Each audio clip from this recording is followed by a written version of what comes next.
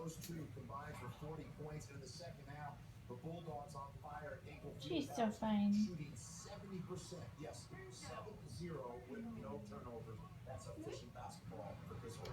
Scored 63 points in the second half. Where's Charlie? In St. John's, you saw this one earlier as well. Watch out.